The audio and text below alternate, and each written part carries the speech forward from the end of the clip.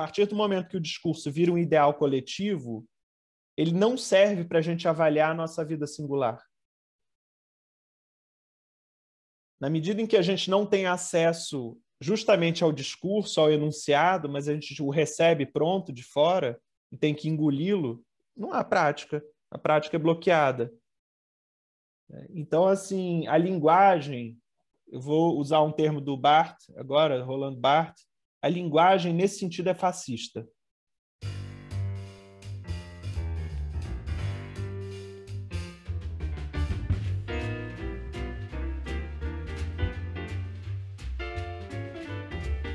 A linguagem não tanto, nesse sentido fascista, ela não tanto impede alguém de dizer alguma coisa, mas ela obriga a dizer. Ela prescreve. Então, assim,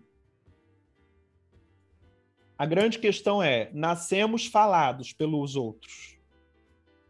Nascemos com essas prescrições da linguagem fascista. Faça isso, faça aquilo, você deve fazer isso é seu dever, isso é o certo.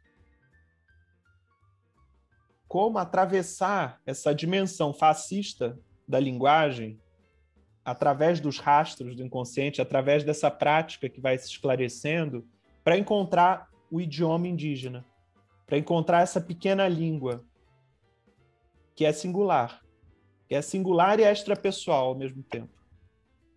Porque ela também, além de singular, além de falar sobre uma vida, ela te permite compor agenciamentos coletivos de enunciação.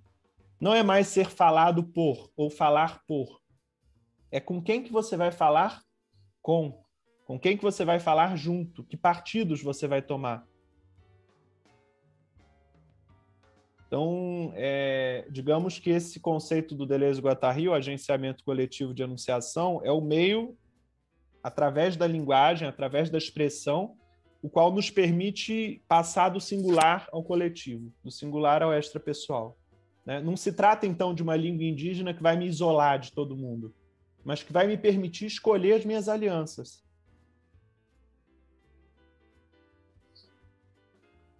É nesse sentido que o Deleuze e o Guattari dizem que tudo se decide entre um delírio esquizofrênico e paranoico. O delírio paranoico é aquele que envia para o que envia para o homogêneo, que envia para o discurso de massa, enquanto o delírio esquizo é o delírio minoritário. É aquelas pequenas coisas que nos transtornam, que nos afetam, que nos cooptam. Tem o conto do Turgenev, que é a Codorniz, em que primeiro ele é atravessado por uma linguagem do caçador. O caçador deve matar os animais. Mas a partir do momento em que ele vê alguns filhotes ao qual o cão de caça havia morto a mãe e estavam então abandonados, ao ver a agonia desses filhotes, o caçador do Turgenev desiste de caçar. Então você percebe a passagem, a oscilação de um delírio paranoico para um delírio minoritário? Um delírio paranoico que é instituído por filiação, por regras, por códigos, para um delírio minoritário que é uma aliança transespecífica. Ele não vai mais conseguir caçar pelo resto da vida. Ele vai tentar adulto mais uma vez, mas vai espantar a caça lá, que o amigo ia matar. Então, vejamos aqui como que essa língua indígena se compõe com os devires alteritários, com os devires animais. Eu acho que esse pensamento da pulsão nos ajuda muito a nos situar também no perspectivismo indígena, nessa questão da afinidade potencial, da aliança e da inimizade. Porque se a pulsão é um construtivismo e é processual, nós podemos juntar a lógica pulsional da psicanálise, o conceito que vem do pensamento indígena da afinidade potencial.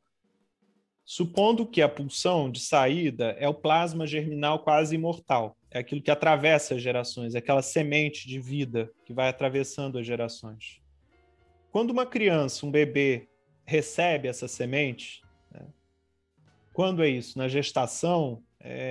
No nascimento?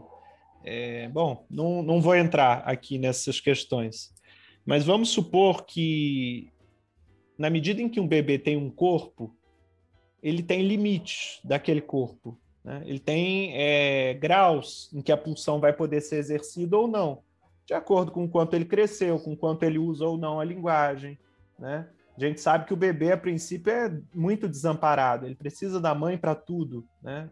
As condições de cuidado são totalmente incipientes. Então, a força da vida está lá e de maneira intensa, né?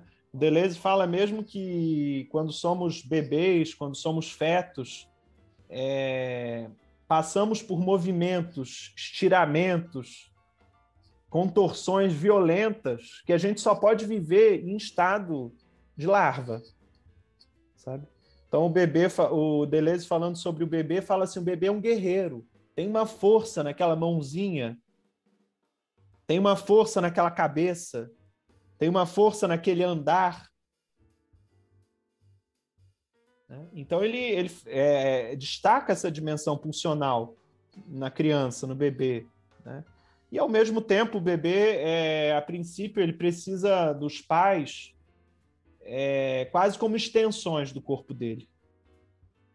Essas extensões, à medida que ele vai crescendo, os pais que são ali indutores para a experiência dele podem ir sendo substituídos por objetos parciais, né? Os pais, na verdade, já eram objetos parciais, porque eles não são inteiros, são fragmentários, a princípio. Então, a criança vai aprendendo a usar esses indutores para a intensidade, para afirmar a vida, para persistir a vida dela. Então, os objetos parciais, o paninho, a chupeta, os brinquedos, ele está prolongando a relação dele com o mundo, a experiência dele com o mundo. E aí, então, vem a linguagem, né?